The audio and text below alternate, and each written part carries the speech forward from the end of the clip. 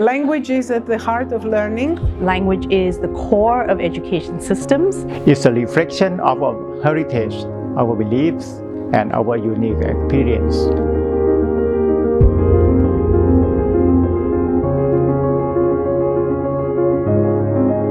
We are experiencing a very large learning crisis around the world, in which more than half of the children, which are 10-year-old, are not understanding an age-appropriate text. If we start with first language education, we see it's one of the most cost-effective, one of the most respectful ways also to improve learning. This is critical because unless you have fluency in your mother tongue, in your first language, it is almost impossible for a learner to fully achieve the potential. You cannot have access to literacy, numeracy, and other curriculum. As a result, the choice of language becomes a multi-factored choice for all stakeholders. So I think it's important to consider this from the point of view of the cognitive development of the child, the linguistic development of the child. เด็กเนี่ยได้ยินเสียงแม่พูดตั้งแต่อยู่ในครรภ์มารดาเพราะฉะนั้นการใช้ภาษาแม่เนี่ยในการสื่อสารเนี่ยจึงมีความสำคัญอย่างยิ่งในการพัฒนาทั้งสติปัญญาอารมณ์สังคม So if a child is from a minority group, learns a language at school that is the language they know at home, this will also make it much easier for them to then learn the national majority language or any international language afterwards. Without the systematic inclusion of multilingual education into education in emergencies program, we won't be able to address the global learning crisis and to ensure that no child is left behind.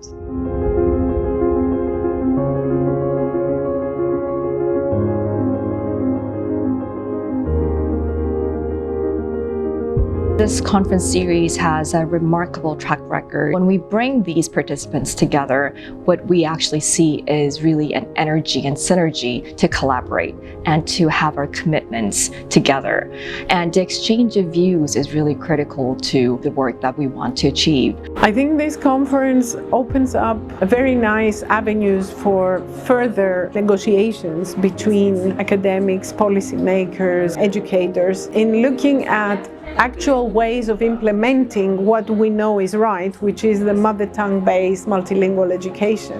Even though I thought that many people knew about the possibility of multilingual ebooks, a lot of people find out about all these beautiful multilingual education tools for the first time just because they come to this conference. We have cultural camps, for instance, where we get the children and elders to come to the camp, and we teach them the way of life, indigenous food from the environment, and we use the indigenous language to explain. At the policy level, adopting best practices from around the world that have successfully rolled out mother tongue-based education has proven very successful. It's really important for government and implementers and local stakeholders to own and have pride in the multilingual program. It will not work otherwise. The more the public understands that languages are a benefit to the brain rather than a burden, the more people will advocate more multilingual education, regardless of whether the household is multilingual or monolingual. Each person can learn and contribute in a space that recognizes their language ability. I wish for all children to begin learning in the language that they know best.